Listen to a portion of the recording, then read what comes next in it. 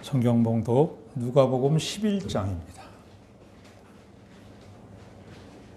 누가복음 11장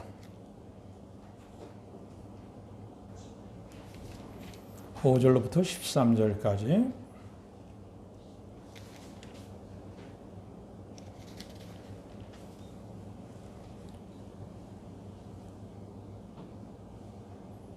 다 같이 교독하시겠습니다. 제가 먼저 하고 그 다음 절을 여러분들이 해주시면 좋겠습니다. 또 이르시되 너희 중에 누가 벗이 있는데 밤중에 그에게 가서 말하기를 벗이여 떡 세 덩이를 내게 구워달라.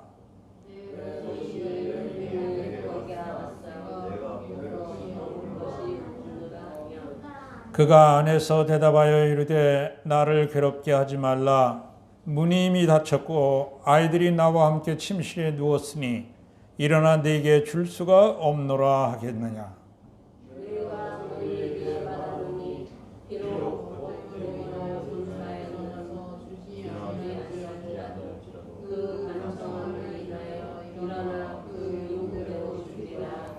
내가 또 너희에게 이르노니 구하라 그러면 너희에게 주실 것이요 찾으라 그러면 찾아낼 것이요 문을 두드리라 그러면 너희에게 열릴 것이니 구하는 마다 받을 것이요 찾는 찾아낼 것이요 두드리는 이에게는 열릴 것이니라. 너희 중에 아버지 된 자로서 누가 아들이 생선을 달라 하는데 생선 대신에 뱀을 주며 너희가 다 같이 시작. 너희가 악할지라도 좋은 것을 자식에게 줄 줄 알거든 하물며 너희의 하늘아버지께서 구하는 자에게 성령을 주시지 않겠느냐 하시니라. 아멘.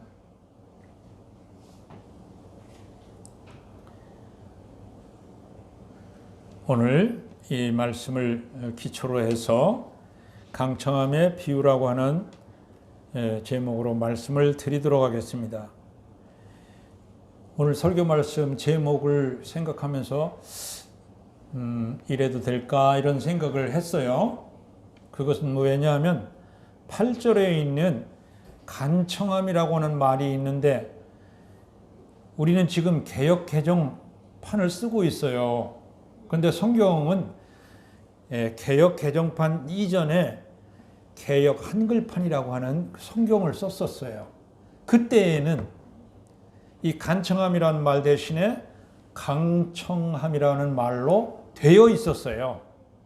그래서 제가 젊었을 때 그 성경을 가지고 교회에서도 배우고 읽고 했기 때문에 강청함이라는 말을 기억하고 있습니다. 근데 이제 개역 개정판으로 성경이 바뀌면서 강청이 너무 문제가 생길 수 있다 이렇게 판단을 해서 성경을 다시금 이렇게 개정할 때에 간청함으로 이렇게 바꾸어 놨어요. 근데 이렇게 바꾸어 놨어도 제대로 원래 원어에 있는 그 뜻을 잘 살려낼 수가 없어요.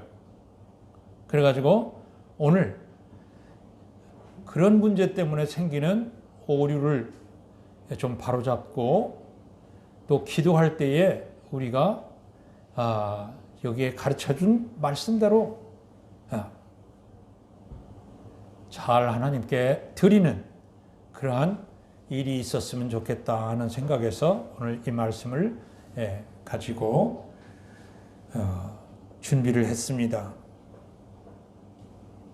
기독교 신앙생활 가운데서 가장 핵심되는 것은 뭐냐면 여러 가지가 있겠지만 기도입니다. 기도를 빼놓고서는 기독교 신앙을 생각할 수 없어요. 그러니까 기도 안 하는 사람은 크리스찬이 아니야. 기도해야 돼. 우리는 기도를 통해서 하나님의 임재와 사랑을 느끼게 돼요. 하나님이 나와 함께 해주시고 하나님의 그 사랑을 몸에 느끼게 되고 경험하게 됩니다. 그런데 이 기도에 또 다른 얼굴이 있어요. 기도를 하면 하나님의 정말로 임재와 사랑을 느끼고 또 응답을 받기도 하고 그러는데 기도의 또 다른 얼굴은 절망이라고 하는 거예요. 왜 그럴까요? 기도의 또 다른 얼굴은 왜 절망일까요? 기도해도 100% 다 이루어지는 게 아니니까. 나는 조 목사님이 회복해서 다시 목회를 할 수 있게 해달라고 그렇게 수도 없이 기도했지만 하나님께서 이루어주지 않았잖아요. 그때는 기도의 또 다른 얼굴은 절망이었어요.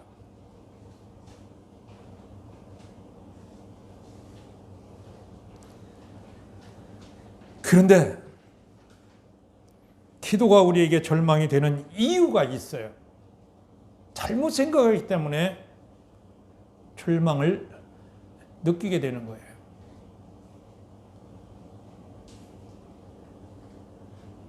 기도는 정말로 하나님께서 우리에게 주신 특권이라고 이렇게 여겨야 하는데, 믿는 사람에게 주신 특권이라고 여겨야 되는데 우리 믿는 사람들이 그렇게 생각하지 못한다는 거예요. 어떻게 생각을 하냐? 특권이라고 생각하는 것 대신에 어떤 수단, 어떤 방법을 동원해서라도 내 소원을 이루어내야 할 하나의 도구가 기도라고 생각을 하고 있어요.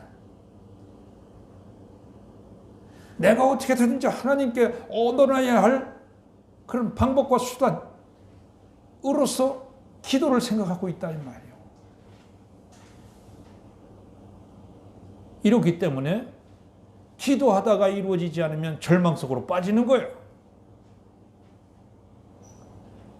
그러기에 예수님께서는 오늘 제자들에게 주기도문을 가르쳐 주시고 이어서 이 강청함의 비유를 들려주시는 거예요. 제자들도 기도할 줄 몰라가지고 기도에 대해서 말씀해 달라고 해가지고 주기도문을 가르쳐 주시고 바로 이어서 이 강청함의 비유를 들어주시는 거야.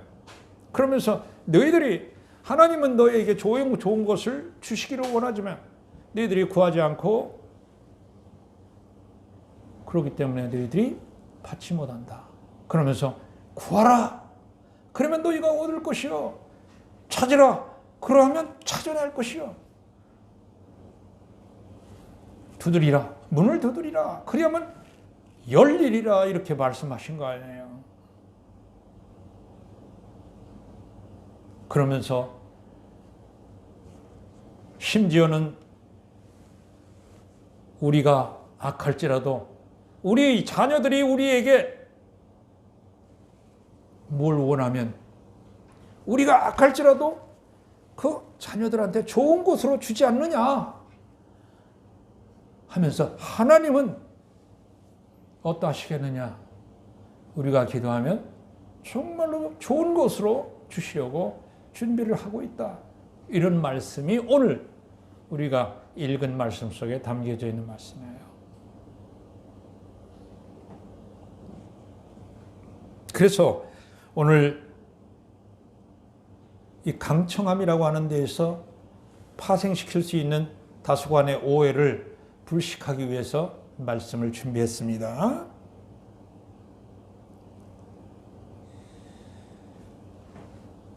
말씀을 드릴 때에 하나님과 인간과의 관계를 먼저 말씀드리고 그 다음에 두 번째로는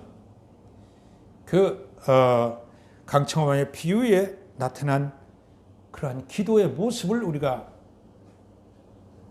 자세하게 살펴보고 마지막으로는 그 강청함의 비유와 맞는 대표적인 성경 인물을 한번 살펴보고자 하는 것입니다. 오늘 세 가지를 차례대로 말씀을 드리겠습니다. 먼저 대부분의 종교가 가진 요식행위 중 하나가 기도입니다. 불교도 기도가 있어요. 그렇죠? 있습니다. 그러면 불교에도 기도가 있고 기독교에도 기도가 있다면 똑같은 거 아니냐? 이렇게 생각할 수밖에 없잖아요. 그런데 엄청난 차이가 있어요. 오늘 그 차이를 계제해 아시는 게 필요합니다. 우리 기독교와 다른 종교가 가진 기도의 가장 큰 차이는 하나님과, 즉 신과 인간과의 관계 설정에 있습니다. 불교나 이런 타종교에서의 기도할 때에 그들이 믿는 부처님, 하나님이죠. 부처님은 뭐 하는 거예요? 기도의 응답을, 즉 요구를 들어주시는 자. 그리고 불도들은 뭐예요? 그 기도의 대상자에게 복을 간구하는 자가 되겠죠. 그렇죠? 관계가 어떻게 되느냐? 부처님은 복을 주시는 자, 그리고 불도들은 복을 간구하는 자, 이런 관계가 맺어져 있어요. 그래서 부처님과 같은 절대 권력을 가진 신에게 자신의 소원을 빌면 그것을 이루어준다고 생각을 하고 있습니다. 그렇게 TV 같은 데서 보면 어떤 사람들은 몇 번을 절해요? 3,000번을 절합니다. 왜 3,000번씩 절해야 될까요? 우리 진호 대답해봐요. 왜 3,000번이나 절해야 될까요? 그렇죠. 부처님께 감동을 드려야 기도 응답을 주실 테니까 감동 드리려고 3,000번씩 하는 거예요. 어떤 사람들은 그 신께 감동을 드리려고 재산을 바치는 사람이 있어요. 어떤 사람들은 아주 정성과 지성을 다 드리는 사람들이 있어요. 지성이면 감천이다. 지성을 드리면 하늘이 감동한다. 이런 뜻 아니겠어요? 이게 타종교에서의 신과 인간과의 관계 설정이에요. 그래서 인간은 무조건 하나님께, 그 신께 감동을 드려야 돼요. 그런데 우리 기독교는 하나님과 인간과의 관계 설정을 어떻게 하고 있느냐? 두 가지로 하고 있어요. 예수님의 비유 말씀을 쭉 이렇게 읽다 보면은, 하나님은 주인이고 우리 인간은 청직이구나. 그건 뭐예요? 쉬운 말로 주종 관계예요. 주인과 종의 관계예요. 주인과 청지기의 관계. 그래서 우리 인간의 목적은 뭐예요? 하나님의 뜻을 잘 살펴서 뜻을 알아가지고 그것을 순종하는 거예요. 하나님의 명령, 하나님의 말씀을 우리가 순종하는 데 관계를 초점을 두고 있어요. 아멘? 무슨 관계예요? 주종 관계예요. 그 다음에 기독교에서 하나님과 인간 사이의 관계, 또 하나의 관계는 뭐냐? 주종 관계와 더불어서 아버지와 아들과의 관계, 아버지와 자녀와의 관계로 그렇게 설정해 놓고 있어요. 여러분, 우리는 두 가지 관계를 늘 염두에 두면서 신앙생활을 하고 있어요. 그렇죠? 이건 전혀 타종교에서의 신과 인간과의 관계 설정하고 전혀 다른 거야. 주종 관계, 신은 주인이고 또 아버지요. 그런데 우리에게 더 가까운 것은 아버지와 아들과의 관계였으면 좋겠잖아요. 그렇죠? 아버지와 아들과의 관계. 유대인들에게는요, 아버지와 아들과의 관계는 상하의 관계가 아니라 동질의 관계예요. 동질 개념이에요. 동일하다 이 말이에요. 그렇기 때문에 예수님이 하나님이 아버지라고 했을 때 유대인들이 얼마나 진노하고 예수를 죽이려고 했는지 몰라요. 왜? 아버지라고 하면은 아들과 아버지는 동일하기 때문에 지가 하나님이다 라고 이야기하는 거나 똑같기 때문에 유대인들이 진노를 했던 거예요. 여러분, 성경에서 우리에게 하나님과 인간과의 관계가 주종 관계일 뿐만 아니라 아버지와 아들과의 관계, 아버지와 자녀와의 관계로 이렇게 설정해 놓았기 때문에 우리는 그 관계를 늘 곰곰이 생각하면서 활용을 해야 될 필요성이 있다 이런 얘기입니다. 우리가 기도할 때 타종교에서처럼 복 주는 자와 복 비는 자, 그래서 감동을 들여가지고 하나님의 마음을 움직여서 내 요구를 성취시키는 그러한 것이 절대 아니에요.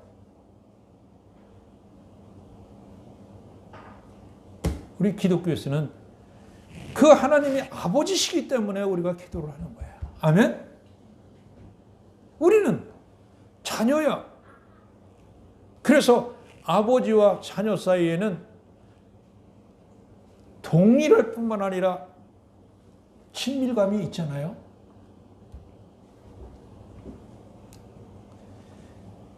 엄마 아빠 다 역할을 하셨으니까 자녀가요 말 씹히다가도 엄마 나 아이스크림 좀 사줘. 방금 전까지 되게 말 안 들어가지고 혼나고 그런 놈이 금방 돌아서 가지고 엄마 나 아이스크림 좀 사줘. 뭐가 이쁘다고 사줘? 사줄 수가 없잖아요.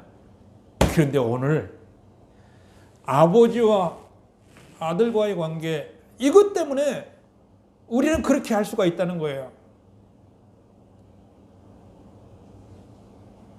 여러분, 우리는 아버지와 아들과의 관계 속에 있어서 얼마든지 늘 말 씹히고 그렇게 엄마 아빠한테 힘들게 했어도 돌아섰을 때 아이스크림 좀 사줘 하는 아들의 그 청을 엄마 아빠가 거절하지를 못한다 그 말이에요. 여러분, 이것 때문에 우리는 항상 기도할 수 있는 거예요. 그것이 옛날에는 강청함의 기도라고 그렇게 불렸는데, 그랬을 때는 강청함이라고 하는 것은 어떤 느낌을 줍니까? 우리에게 강하게 요청한다 이런 느낌이 있잖아요. 강하게. 그런데 이게 그렇게 이제 의미를 이해하다 보니까 하나님께 늘 때를 쓰는 거예요. 그래서 그냥 포기하지 않고 자기의 구할 것을 그냥 끊임없이 때를 쓰면서 쫄라대는 그런 식으로 많은 믿는 사람들이 기도를 해왔어요. 물론 포기하지 않고 기도를 드리는 것은 좋아요. 그러나 하나님은 그런 하나님이 아니에요. 왜? 평소에도 좋은 것을 우리한테 주시기를 원하시는 하나님이시기 때문에 쫄라대서야 하나님이 응답하시는 그러한 하나님이 아니시라 이 말이에요. 아무리 내가 못된 짓을 했다 하더라도 돌아서서 엄마 아이스크림 좀 사줘 이렇게 요구를 했을 때 아이스크림을 사줄 수밖에 없는 그런 동일한 관계예요. 친숙한 관계예요. 그래서 아무리 우리가 정말로 허물이 많고 죄가 있다 할지라도 하나님께 향해 가지고 하나님 축복해 주세요. 하나님 저를 은혜로 입혀주세요. 이랬을 때 하나님께서는 금방은 미웠지만 돌아서서 다시금 자녀로 생각해가지고 청을 들어줄 수밖에 없는 분이시다 하는 거예요. 그게 강청함의 기도입니다. 여러분, 때를 써서 무리하게 그저 하나님께 내 요구사항을 성취시켜달라고 그렇게 때를 부리는 게 아니에요. 기도하는 것은, 강청함의 기도는, 그 강청함이라고 하는 원어를 찾아보니까 아나이데이아라고 하는 헬라어로 되어 있어요. 그 아나이데이아 그를 사전을 찾아보니까 뻔뻔스러움이라는 뜻이야. 뻔뻔스러움. 파렴치. 파렴치는 뭐예요? 염치가 없다는 말이에요. 몰염치나 파렴치나 똑같은 말이죠. 바로 몰염치의 기도를, 뻔뻔스러운 기도를 예수님께서는 하나님께 드리라고 제자들에게 가르쳤던 거예요. 어떤 기도요? 뻔뻔스러운 기도. 아이가 엄마한테 금방 말썽 피워가지고 밉게 생각했는데 돌아서니까 엄마 아이스크림 사줘 이렇게 뻔뻔스럽게 이야기하는 그 청. 그와 같이 우리도 하나님께 기도를 드려라 하는 거예요. 뻔뻔스러운 기도. 아시겠습니까? 때를 쓰는 거, 무리하게 그냥 쫄라대는 거 이런 게 아니에요. 강청함의 기도는 뻔뻔스러운 기도를 말하는 것입니다. 그러면 성경에 그 뻔뻔스러운 기도를 드렸던 사람이 누구냐? 대표적인 성경의 인물을 한번 대봐라. 저는 자신 있게 야곱이라고 하는 인물을 댈 수가 있습니다. 야곱이라고 하는 인물은 정말로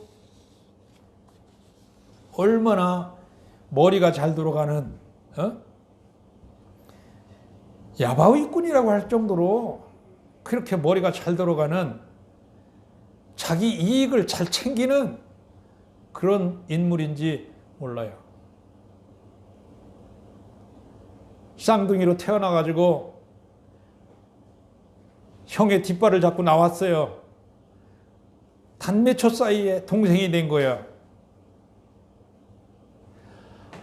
이 야곱이 형 에서의 그 장자권을 뺏고 싶은 거야. 그래가지고 팥죽한 그릇에 어떻게 했어요? 장자권을 뺏었잖아요. 그리고서 또 어떻게 했어요? 아버지 이삭의 축복이란 축복을 형이 사냥하러 나간 사이에 다 중간에서 가로채가지고 다 받아버렸어요. 생각해보면, 어떻게 보면 사기꾼이나 마찬가지죠. 왜? 아버지 이삭으로부터 축복을 받을 때 어떻게 했냐? 마치 형 에서처럼 살갗에 털이 많이 나 있어요. 형은. 야곱은 털이 없어요. 털이 있는 것처럼 가죽 털을 갖다가 여기다 대가지고 그렇게 아버지 이삭을 속였어요. 그러니까 사기꾼이죠, 어떻게 보면. 뿐만 아니라 이 야곱은 평생을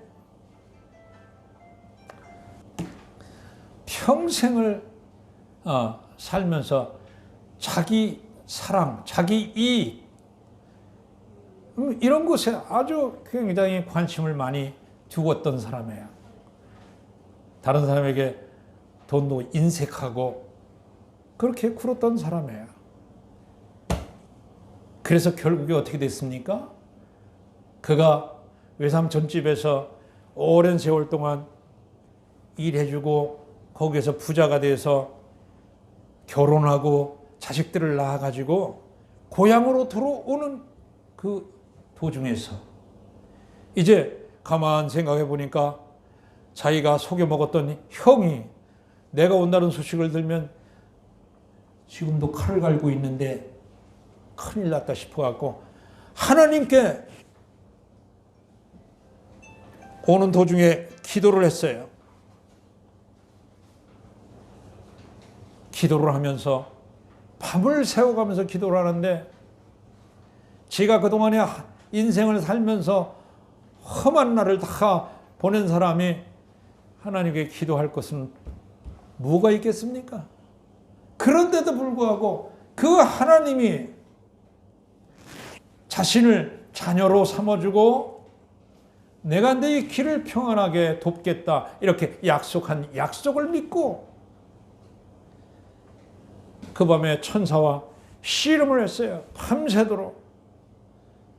그러면서 씨름을 하다가 천사가 이제 새벽녘이 되니까 돌아가야 될 텐데 놔주지를 않는 거야. 그러니까 천사가 냅때 야곱의 환도뼈를 탁 치면서 야곱의 환도뼈가 부러지게 됐어요.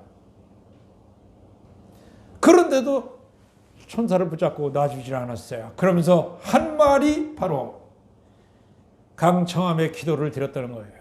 뻔뻔스러운 기도를 드렸다는 거예요. 인생을 그렇게 험하게 살고 사기꾼처럼 살았던 사람이 불쑥 뻔뻔하게 하나님께 했던 기도가 바로 나를 축복해 주시옵소서. 나를 축복하지 않으면 나는 놓지 않겠습니다. 그런 기도를 드렸던 거예요. 거기서 어떻게 됐습니까? 이야기는 해피엔딩으로 끝났어요. 하나님께서 축복을 해주셨어요. 그러면서 내 이름을 바꾸라 했어요. 야곱을 이스라엘이라는 이름으로 바꿔 주신 거예요.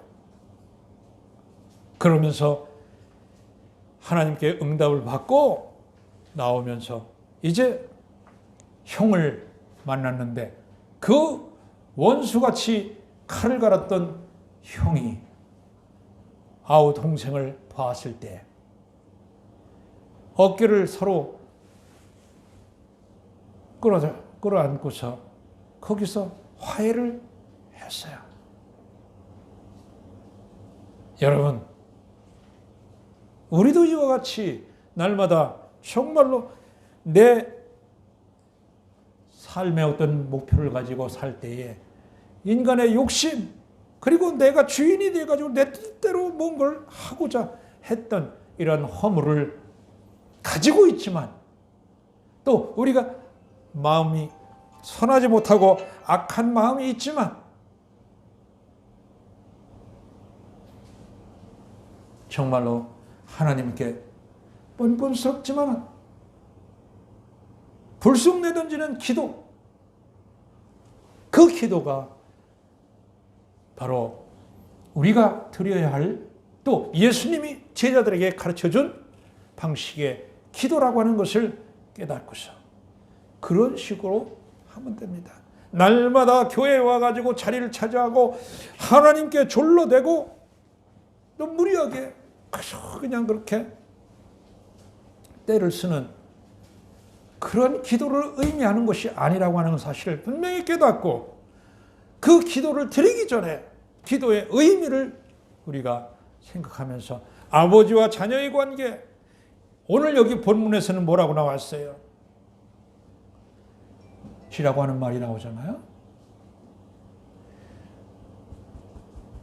버시 여행 중에 자기 집에 방문을 했어요. 그런데 늦게 방문했던가 봐요. 그래서 집에는 먹일 떡이 없었어요. 그러니까 밤늦게 찾아온 그 친구에게 먹일 것을 주기 위해서 어떻게 했어요? 그 늦은 밤에 옆집에 있는 벗에게 가서 떡 3덩이를 구했던 거잖아요. 여러분, 여기에서는 벗이라고 하는 말로 예수님이 바꿔놨어요. 하나님에게 구한 게 아니고 벗에게. 왜? 하나님은 아버지가 어떤 사람에게는 좀 두렵고 아버지 권위에 눌려가지고 대하기가 어려워하는 사람이 있어요. 그러니까 예수님은 벗이라고 하는 말로서 바꿔놓고 어떻게 했어요? 그 벗에게 가서 구했다고 했습니다. 그런데 친구에게 찾아가더라도 한낮에 찾아가야지. 늦은 밤중에 찾아가면 대우를 받겠어요? 못 받죠. 상황이 아주 정말로 그런 상황에 들어가면은 누가 찾아와도 반갑지가 않죠, 친구로서. 근데 지금 어떻게 하겠어요? 한밤중에다가 다 옷 벗고 애들하고 같이 침실에 누워있는 상태. 문을 열어주기가 싫어. 그런 상태에 떡을 빌려달라고 뻔뻔스럽게 와서 요청을 하는 겁니다. 여러 번 얘기 달라고 한 게 아니에요. 그냥 한 번 와가지고 그런 상황에서 뻔뻔스럽게 노크를 했을 테죠. 그런데 그거 어떻게 했습니까? 성경 말씀에는 그런 사람에게 청을 들어주지 않겠느냐 이 말이죠. 친구로서, 벗으로서 들어주지 않겠느냐. 그 말은 뭐야? 벗으로서 들어줄 수밖에 없다는 얘기죠. 이렇게 정말로 불쑥 뻔뻔스럽게 염치 없게 가서 요청한 것을 그 친구는 들어줄 수밖에 없다는 거예요. 마찬가지로 하나님께 그렇게 구하라고 예수님께서는 제자들에게 가르쳐 주셨어요. 우리도 그렇게 한번 드려봅시다. 아멘? 일하시다가도 하나님 생각나시면 불쑥 하나님 저를 축복해 주십시오. 인생에 문제가 있다면 그 인생의 문제를 하나님께 올려놓고 하나님 저 이런 문제가 있습니다. 얘기할 수 있는 거죠. 성도님, 어떤 문제가 있습니까? 그 문제를 불쑥 일하시다가 또 일터에서 집으로 돌아오시다가 생각나시면 불쑥 하나님께 뻔뻔스럽게 기도를 드리는 겁니다. 그게 기도예요. 예수님이 우리에게 가르쳐 주신 기도예요. 우리 임태준 집사님께서도 오토바이를 타고 배달을 가시든지 또는 끝나고 돌아오시든지 할 때 생각나시면 나의 문제, 가족의 문제, 집안의 문제 툭툭 하나님께 던지시는 거예요. 그게 기도입니다. 강청함의 기도가 바로 그런 겁니다. 윤 집사님 오늘 고개를 끄덕끄덕 하시네요. 뭔가 좀 통한 것 같으네요. 윤 집사님 인생의 문제, 당면한 문제가 있다면 툭툭 던지시는 거예요. 운전하시다가 툭툭 던지셔요. 하나님께서 그 기도를 낚시에 고기가 딱 걸리듯이 그렇게 딱 들어맞아가지고 응답을 받게 되는 것입니다. 아멘. 기도는요, 밤새워 가서 기도하는 것도 좋지만 정말로 내가 필요한 것, 나의 문제, 내 정말로 집안에 걸려있는 문제가 있다면 그것을 내가 일하는 일터에서도 툭툭 던질 수 있고 가다가 오다가 뻔뻔스럽게 던질 수도 있어요. 그게 진정한 기도인 것을 예수님은 분명히 이 강청함의 비유에서 말씀해 주고 있습니다. 그럴 때 우리가 아무리 악하다 할지라도 하나님께서는 우리의 기도 이상으로 좋은 것으로 응답해 주신다. 이런 말씀을 하고 있습니다. 다 같이 9절 말씀을 읽어봅시다. 시작. 내가 또 너희에게 이르노니 구하라. 그러면 너희에게 주실 것이요. 찾으라. 그러면 찾아낼 것이요. 문을 두드리라. 그러면 너희에게 열릴 것이니. 아멘. 기도하시겠습니다.